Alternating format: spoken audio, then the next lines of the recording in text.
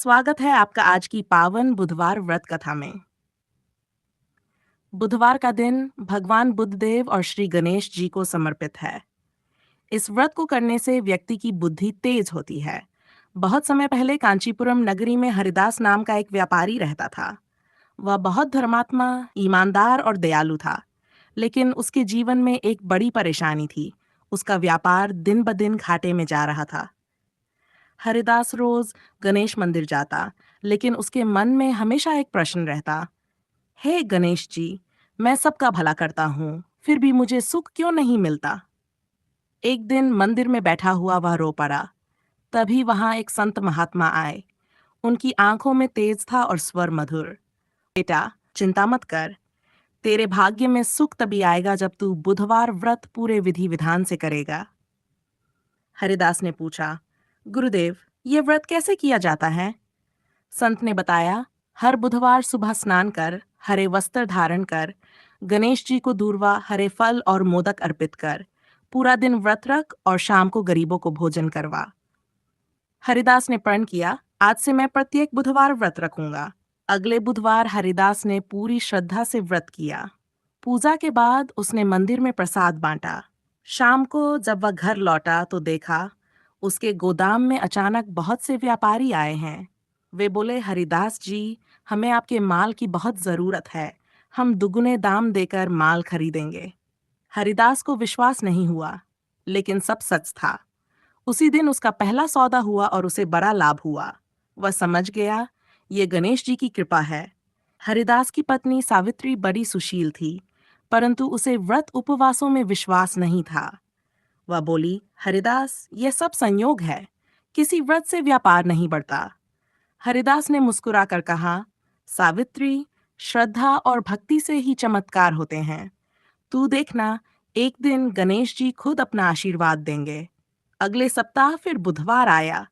सावित्री ने पति को यात्रा पर जाने से रोका, क्योंकि बुधवार के दिन यात्रा शुभ नहीं मानी जाती। लेकिन हरिदास को जरूरी काम से दूसरे नगर जाना पड़ा। सावित्री बोली, ठीक है, पर गणेश जी से अनुमति लेकर जाना। हरिदास ने मंदिर जाकर प्रणाम किया और यात्रा पर निकल पड़ा।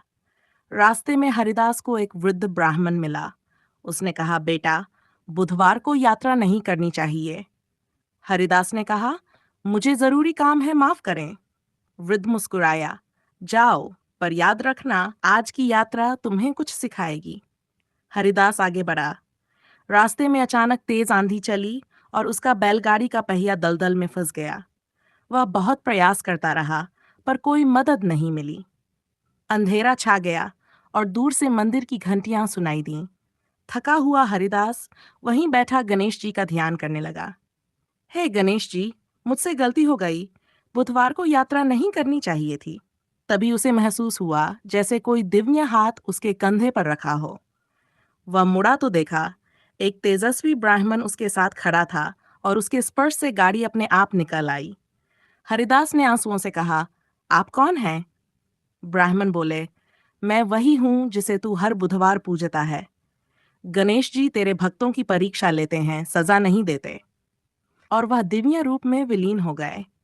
हरिदास घर लौटा और सारी बात पत्नी सावित्री को बताई। सावित्री भाव विभोर होकर बोली, मुझे भी बुधवार का व्रत करना है। उस दिन से दोनों पति पत्नी हर बुधवार व्रत करने लगे। धीरे धीरे उनका व्यापार बढ़ता गया, घर में खुशहाली आने लगी और सब लोग हरिदास की ईमानदारी की प्रशंसा करने लगे। नगर के राजा तक उसके सद्गुणों की चर्चा पहुंची। राजा ने उसे अपना मंत्री बना दिया। हरिदास अब अपने धन से गरीबों की सेवा करता, मंदिर बनवाता और लोगों को व्रत करने के लिए प्रेरित करता था। हरिदास कहता था, धन से नहीं, बुद्धि और भक्ति से सुख मिलता है। बुधवार व्रत केवल पूजा नहीं, बल्कि मन की शुद्धि का साधन है। वह हर बुधवार गरीब बच्चों को शिक्षा दिलवाने का संकल्प करता।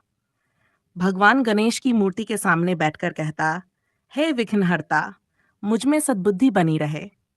वाचक कहता है, भक्तों, जो भी व्यक्ति बुधवार के दिन गणेश जी का व्रत करता है, उसके जीवन में सुख, समृद्धि और सफलता के द्वार खुल जाते हैं। बुद्धि में तेजी आती है, मन शांत होता है और परिवार में प्रेम बढ़ता है। ये व्रत हर प्रकार से कल्याणकारी है।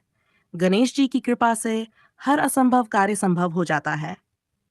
हे गणेश जी, जैसे आपने हरिदास के जीवन से अंधकार हटाया, वैसे ही हमारे जीवन से भी सभी विघ्नों का नाश करें और हमें सद्बुद्धि, सुख और शांति प्रदान करें।